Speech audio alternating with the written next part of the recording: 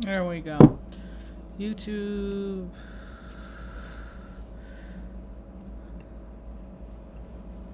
Hello, welcome to my tube, my tiny little tube. My name is Marge. I'm a Heyoka empath. I just like having these little talks on the way I feel about things. I got some cuteness up here. We got a visitor in from outside. You see him? Hi, little buddy. This is what's happening right now. I do not understand. Look at your little kitten. That's your little kitten. You know, it's funny. I think he is... There goes Stanley in his chair. Everybody just had their dinner, so they're settling in. I think Mom and I are going to watch a movie. How's that sound, Ma, when we're done? Mix it up, do something a little bit different. Although we've been watching Northern Exposure. We're on, I think we're on the second to last season, season 5. I love this show. When I was freaking in high school when it came out. And I didn't watch the last couple seasons because it first came out, it was like, you know, it's like 15, 16.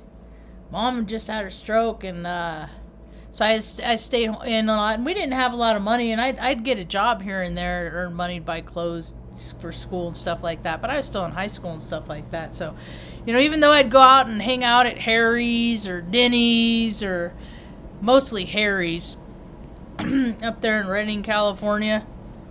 Incidentally, I didn't know I was going to even tell that story. But we'd hang out and smoke cigarettes and drink coffee and just commune, I guess. Just good times. Anyway, can't do that anymore, man. Can't hang out nowhere. Can't do nothing, man. They just took all the fun out of stuff. Aw, sass. Took out all the fun out of stuff. So I had a pretty mellow day, pretty chill day. I woke up. I was so excited. I wanted to try. Had this new idea for a recipe for my cookies, my good karma cookies. My good karma cookies are they're Margeables. And I like to make them and give them to people, and they make people feel real good, and they give people a real good night's sleep, and it's just my way of giving back, you know. And if I can give anybody a good night's sleep, man, that is just like the greatest gift in the world, because I know a lot of people aren't sleeping right now. A lot of people are having trouble sleeping. Actually, I think I slept all the way through from probably about 8, 9 o'clock. I went to bed listening to Anesthesia, cosmic astrologer. She's in Australia. She puts her stuff out like sometimes right when I'm going to bed. So I'll listen to that, go to sleep, and I listen to a lot of astrology. I'm a data collector. I've been a data collector my whole life. Ever since I was a little girl, I just collect data. You know, I don't have the same data points and interests that a lot of people do, like sports. Yeah, we grew up watching a lot of TV because we didn't, you know, we were so poor. That's all the only entertainment that we had. I wasn't a reader. I tried to be a reader. Puts me to sleep, and then I'm too busy thinking about this, that, and the other thing. I think it was just made not to be fun. When I always had to get tested for everything when I was younger. It was testing me for, read this. What does it mean to you? Do it faster. Time test. I get test anxiety so bad. When I was in tech school in the Air Force, they made me go to special classes, and I was sat there with a room full of other people that had test anxiety too. I'd break out in sweats and stuff, you know, because of the consequences. The consequences. If you don't pass this test, you're going to be here a week longer. You don't pass that test, you're going to, you get washed back again. Do it again. Maybe this ain't for you. And then, oh no, what am I going to do next? But that was before I learned how to live in the present moment more. Yeah. So, what else is going on today? Oh, the cookies. I woke up, made cookies.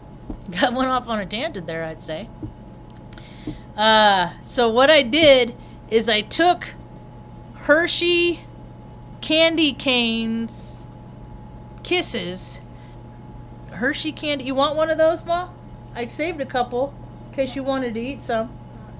You're done? Oh yeah, you already brushed teeth, huh? Plus you don't like eating past a certain point. She's just always been so disciplined. Anyway, so they're Hershey Kisses, candy cane kisses, and then I use Hershey's chocolate chips, and then some of them I put marshmallows in them, and I just make them in my little toaster oven. Usually I get about 3 dozen, and then I'll just give away a bunch of them, you know. But I think they got quite a reputation. My Margeables do. They're getting one anyway. I'd like to make something profitable of it. Mom did me a disservice my whole life. She told me how priceless things I did were. So now I grow up and it's just like everything's free. Nobody wants to give, pay me for what I'm worth. I've been trying to freaking supplement my income for 5 years. And because of God's grace and some special people, Mom and I have been okay. And we've been managing to put some money away because we're looking for our forever home. That'd be cool if it's around here. If it's not, that's cool too, we're like the we just go where the wind blows us, huh, Ma? Yeah. Huh? That's right. We've always been like that. Kind of not nomads. I don't know. That's no bad. There are nomads, but we aren't, because they got bigger groups. It's just you and me. And the critters. Although the critters numbers are growing, huh? Little gray cat. I'm so excited. My friend's getting her eye surgery done tomorrow. I'm so excited for her. Who's that? I don't know if she wants me to say her name because I'm talking to people that I'll tell you later. Anyway, she has cataracts and she's been waiting for this surgery for a couple months. Oh, that's a long way, too. And then her eyesight just keeps getting worse and worse. No kidding. It's just been, people just are going through it, whatever it is. And people that aren't, they have no idea. I called this talk today, Characters and Complacency. Hi, Jessica. Characters, I was thinking about that. These actors and stuff, that they play roles. I mean, really? Do they even really know who they are when they're so when they play But then you have those actors that always play the same role, which leads me to believe that they're not acting. They're just getting different parts that they can play little slight different variances of themselves. That Noah guy. There's a lot of them that do that, And then you have the character I think it has a lot to do with psychology, though. But I used to want that until I found out what it was. I was a little kid. I'd always wander off. I was a wanderer. I'd go to my grandparents' house, and they all lived in Atascadero, California, and their neighbors weren't like ever right. There's big oak trees all over the place, and you're a good girl. And I'd wander off, and I'd pretend like they'd watch Entertainment Tonight and stuff like that, and all the Flash. And I was in a commercial for my grandma's real estate office when I was like 3 or 4. I remember having to. They had the director guy had us like hang out on the side of this hill, like this ravine, like going down a hill, like it was I remember like me and this other little young boy, and they're like, okay, climb up the hill and then skip over here kind of thing. And it was oh so weird. I didn't like it. I didn't like that part. I liked seeing me, though. I'm a ham. So, and I did, plays and stuff when I was in school. But then my self-centeredness, my self-centered fear, my ego, that started doing its thing. But I didn't know what it all meant, what it was all about. And I was already going through, I went through puberty when I was 8, so I wasn't, or the beginning of proof beaters. So that all that stuff that's but like having to deal with people and knowing that, you know, back in the 90s I like girls, but I was always really chivalrous and tried to be respectful and stuff like that, and I don't know, I bought into the God hates gays thing, so I had to go through all that and get past all that. And what's the matter with you? Why are you doing that? Now you're gonna start doing what Benny does. You just sit. They don't ever listen to me. I don't even know why I tell them to do stuff, because they're just like, we don't give a crap what you say. We do what we want anyway. Just a cutest little tookus. Anyway, characters. I got off my tangent about characters. And about how people get lost. That's what I was getting at. Is like people can get lost in roles that they play in in everyday life. The reality of it is they still have these parts deep down inside that they don't let anybody know about.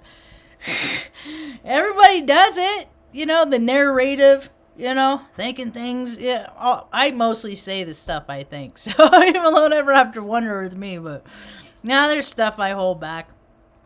Anyway, and now that I think we're coming into an age that people are shedding these roles. They're shedding them all, you know, and it like people, that term people often use, like peeling an onion. You know, people are getting down to the core of who they are in this incarnation, and some people are gonna decide, hey, I don't want to be that person anymore. What do I need to do to be somebody else? And you can look for the people that used to live one kind of way, and now they're living a little bit different, and their lives are better, you know?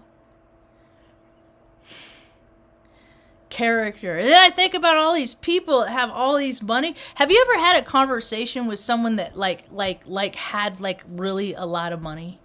I just listened to them. I used to go to a lot of retreats, spiritual retreats. I'd go to Peg M spiritual retreats at the Joy Holland Retreat Center out of Ashland, Nebraska. And like the women there, the heiress of it doesn't matter what she was, came from the family that started Walgreens. Okay? She was probably at the time, I don't know, in her early 70s, but she straight up had the mentality of like a freaking 8-year-old girl. Yeah. It was a trip. Yeah.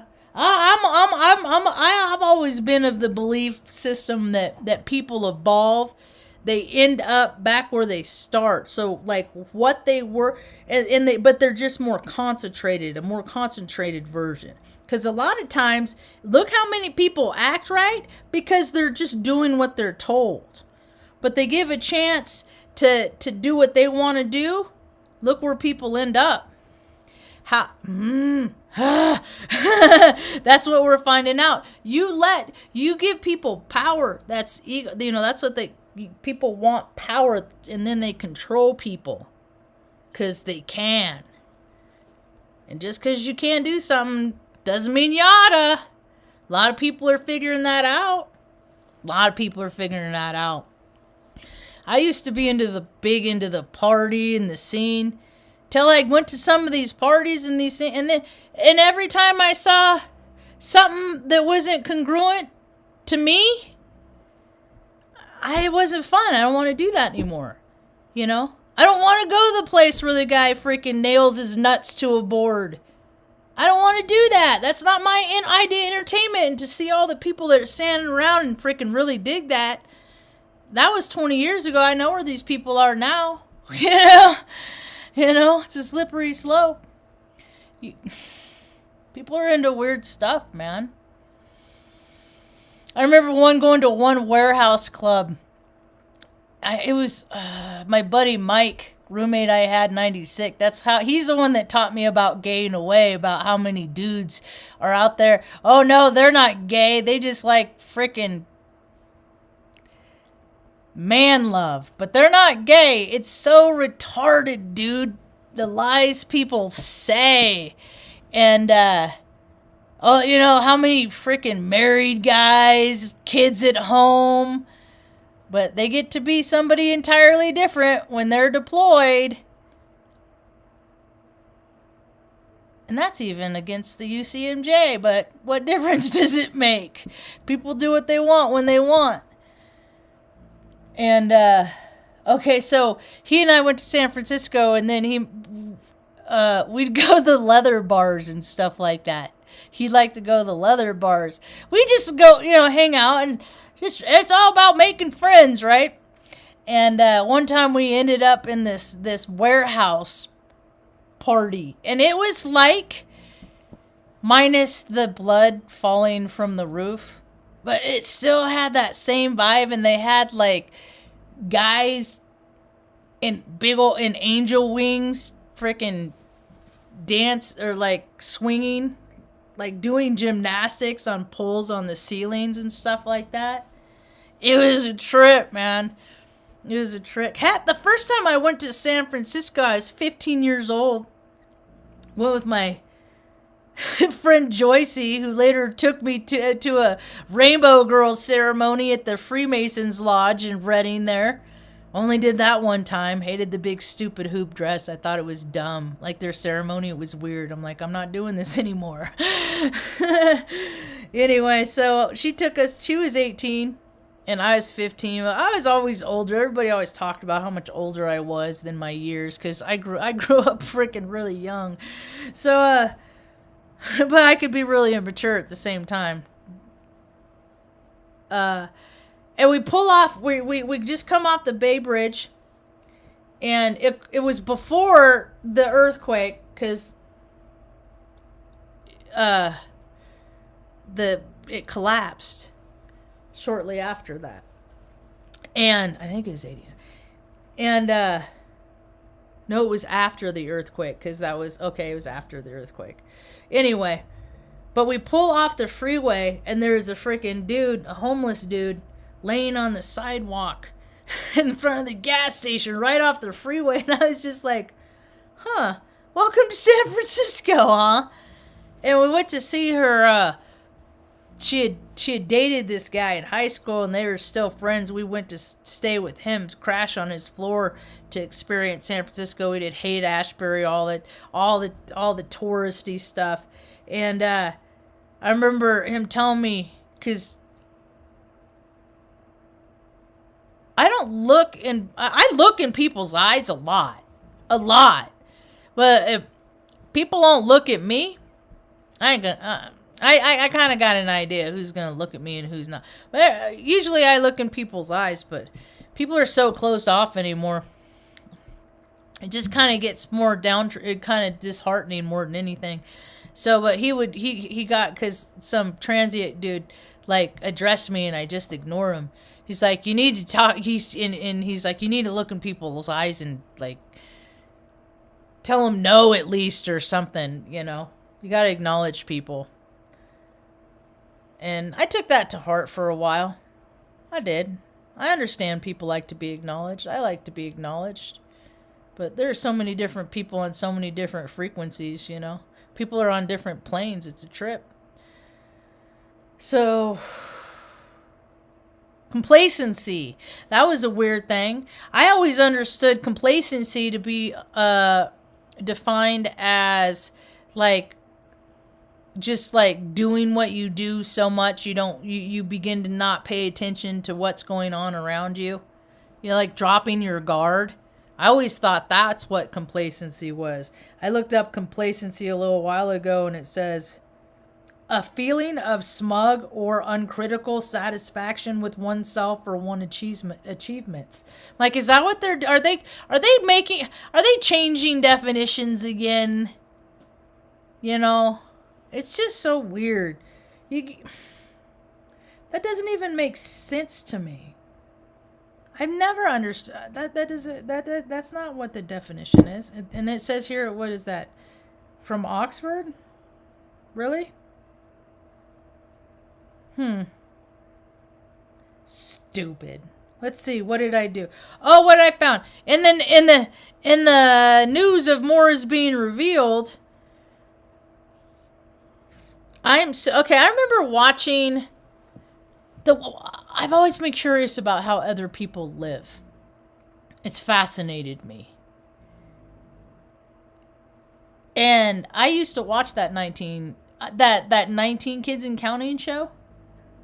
Before it was 19 Kids and Counting, it was like a sometimes on TLC kind of a thing. Before it was like a regular show, they had like specials with this family that had these obnoxious amount of procreation.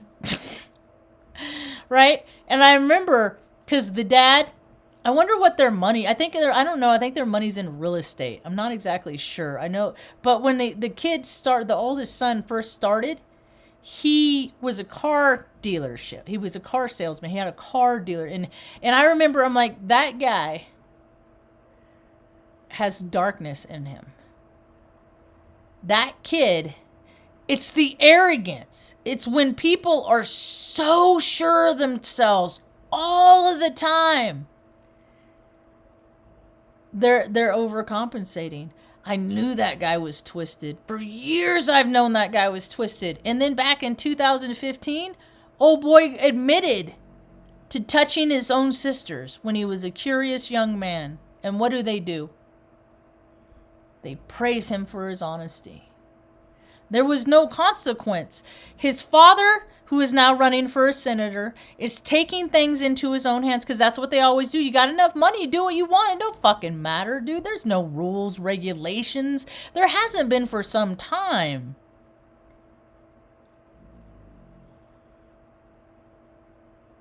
And so, this guy, 5 years, he went through their church, their own personal, private, whatever church, congregation, whatever denomination that is. So, have a bunch of kids and then freaking let them all touch each other. Whatever that congregation is. I never read that in the Bible. And, so took him to, and that was it. And then, what was it? 2019. Whoop! Child pornography. And his trial started today. And if you look at his mugshot, see, you can see the smug, arrogant. He's like, I don't even care what. They just are void of conscience. They don't care. They do what they want. They're going to get out of it. They might serve some time. La, la, la. Doesn't matter. He'll end up doing what he wants to do because that's what they do. They don't have the discipline to stop themselves. And it has gotten so big. The perversion on this planet is a cancer. And people that ignore it, they're not going to be able to ignore it anymore. And then they're going to have to deal with, oh my God.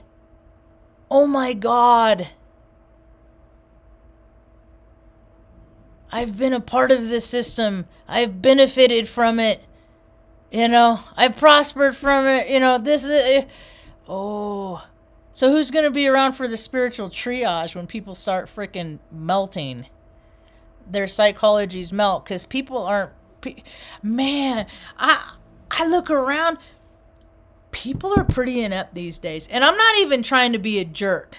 But like when I stand back and I just watch like somebody having a technical problem or something and they're trying to solve it and I watch. Now I have a lot of experience. I have a lot of training and I have a lot of knowledge, but just people don't know how to solve a problem.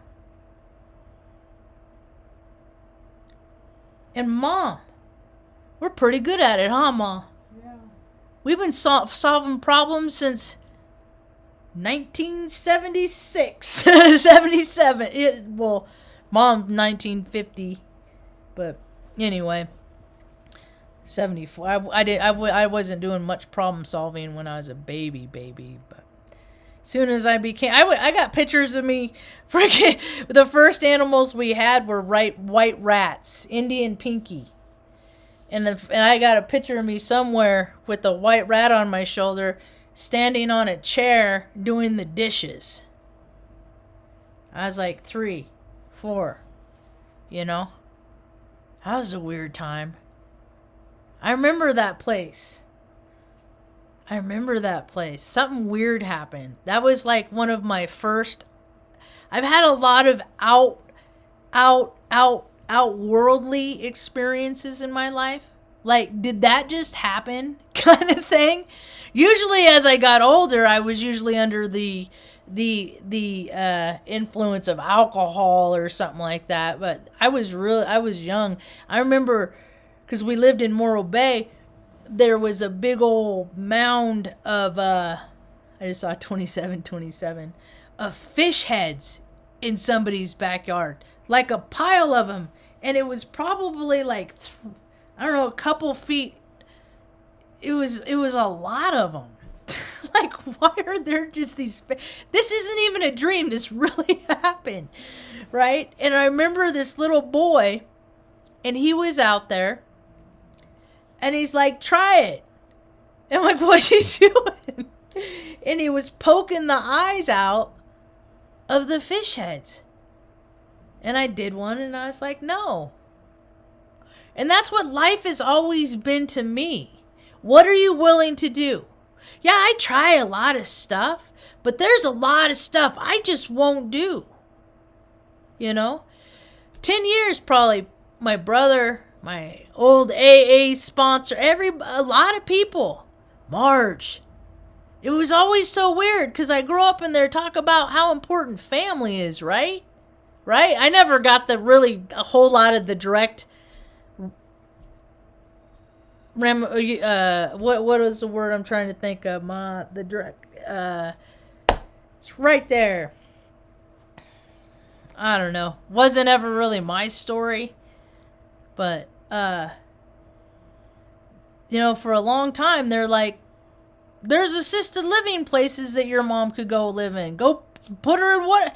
And I'm just like, I can't even. What? Marge, you deserve to have a life. Even my own brother, like, wanted, what? My life, but still, family is also important, right? Right? And so, that's kind of how we ended up here. Just trying to keep us all together, right? It's how but thankfully, it's how, divine, God, go to our lead direction, wants it to be for us because he's managed to do it, man. I think about it because it's coming up on the year anniversary in about a week, 8 days, that we've been here. The whole story, I was listening to this young woman, the space girl, astrologer girl, and she was talking, doing her report, and she was talking about how something started. What started last year in your life last October that put you on a trajectory to where you are now? And I'm like, well, that's when we started moving from Oregon, then went to Arizona, got hung up there for longest 5-6 weeks of my life, and then landed here, and now I'm just trying to heal. But God has also brought the people into my life to help me heal. So this next week I'll go back and get another one of those foot detoxes, and then I think I'll have like 2 more after that, and that's and I should be good. And not excited for the cilantro oil. Oh, what else? I was going to talk and there's another guy that got top FBI official in charge of crimes against children arrested for sex crimes against children. See, that's the thing. Some of us are empaths, man. I did a video years ago called Empaths in HR. Check it out. That one might be better than what I'm going to I'm just going to give the abridged version here. Some of us, we can read people by their energy. We're like human lie detectors and stuff. Yeah, people get past me because I let them. You know? Because I don't care. You know, but when it comes into it, and I dial in on a person, I'll spend some time with someone. Because people like that do all that creepy stuff, they don't feel good to me. They don't feel good to me. And these people interject themselves in these systems. And there's a lot of them. As we're finding out more and more every day. There's a lot of them. What else? Oh, I learned a new word. Proclivity. Proclivity. I like that word. I think Maurice said it. Maurice is so funny. That character on Northern Exposure. I'm a flyboy. Dude, flyboys are freaking... I hated Top Gun. I was the only girl, of course, at the time when it came out that was like this. I'm like, this is so stupid. Those guys are D-bags, right? Because those are the frat boy guys. Those are the guys that were always assholes to me. Those are my brother. You know, those are all those guys. And so,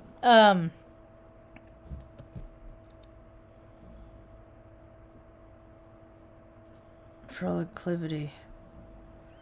So, but Maurice introduced me to that word, proclivity. But he's such a typical freaking retired. And then I see freaking, and it's just like, oh my God, they have so much. They have more money than God.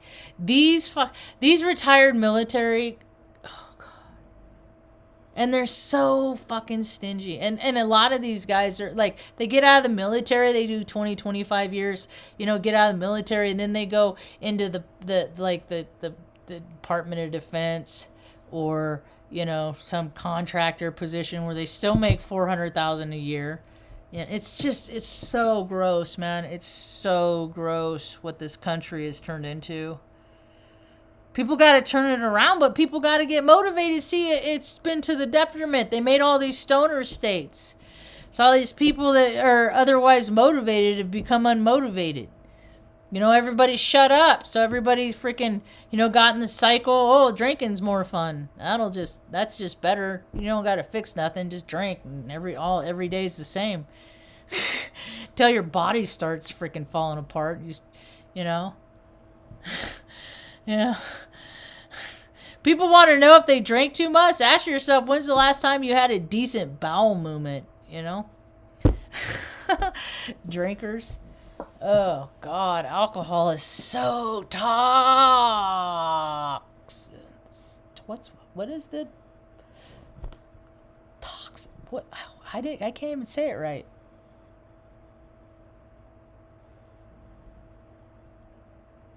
Toxic. I couldn't think of the tense. Oh my God. Proclivity, a tendency to choose or do something regularly, an inclination or predisposition toward a particular thing. Proclivity. Now, is that really what the definition is? Now I don't have any faith in the what do you call it? Definitions. And then I've been just creeping myself out on with like the Maxwell stuff. All that stuff. See, because you could feel, people can tune in to stuff without being there. If you've been exposed to it, you know. I mean, you get an idea. Oh, it's weird. Oh, it's creepy. So more and more stuff is coming out. Oh, is it holidays? Are people doing that still? Are people still trying to do that? Are they still cutting down trees? Are people still doing that? I like lights. I'm not into cutting down trees. Mom, I got that little Christmas tree I have last year. You want me to put that up? Yeah, that'd be fun. It's just one of those little plastic ones that has the lights, the microfibers on the end. You like that, huh? Yeah. Yeah? Yeah, it's cheerful. Mom gets excited about the lights, too. Sometimes if Tucker's in a sensitive mode, he doesn't like them, so. But anyway. I think I just felt like telling stories today. Character and complacency. So, I think I got a little complacent. I think a lot of people got complacent. See, because when you don't do terrible things to human beings, you're not thinking about all the terrible things that people do to human beings when you don't yourself do them. You're just going on living your life. And there's so many people that do weird shit to other human beings. I think about the stuff that people like inject in their face and all that stuff that just is byproduct of things you got no business playing with. And anyway, so I found I have my place in the complacency place. I've been complacent, you know. I was a part of the system. I worked at a freaking Jesuit university, you know. But this is not. But I quit the job because it didn't feel good. That place did not feel good at all. Everybody knew about where the tunnels were under and how to get to them. You know, this stuff, it's like that doesn't happen, but they do it. Stupid. So stupid. They do it. I'd walk past that cathedral. Sometimes I'd go into that cathedral, because people always wanted to get married at that big church. And it just felt creepy inside. It did. And then when I had a freaking I'm not 100% because ain't nobody ever 100%. I'm pretty sure dude's a Freemason. I'm pretty sure dude was, because he explained to me about the red bricks that they made in Chicago. He explained me that. And the gangsters, and you don't want to end up in the bricks. Yeah. And they're lined, and they're still lined. It was a big thing to have these I can't remember the company name, but everybody had these red bricks. It's weird. And then the freaking boss, the IT department, you know, the Jesuits are the cool Catholics. And I just thought that the IT department, they called themselves Do It. Do It. The Department of IT. Like the last four numbers spelled out Do It. It's just weird. This one guy moved from, he was a priest. He came from New Orleans, Southeastern Louisiana University, something like that, I think. And I knew somebody that was a professor there, and he was transferring. So I was like, okay, be nice, you know. Make him feel welcome like you do. So I did, and even took him on for a walk with Mom and my gal pal at the time, and it was just a very, very weird experience. It just, vibrationally, he took me down into, one time, I picked him up, we were going to go do something, and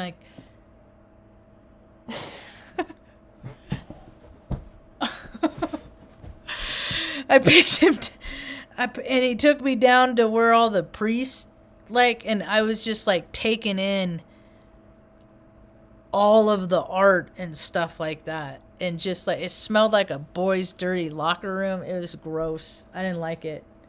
But they have people, you know, it's just, academia. Oh, my God. Those people. Oh my goodness. Not real down to earth. Anyway, every time College World Series, and I'm going to get going because I've been running my mouth too long. Every time I hated when the College World Series would come to town. I don't like sports, all that stuff. Now they're just harvesting energy and shit.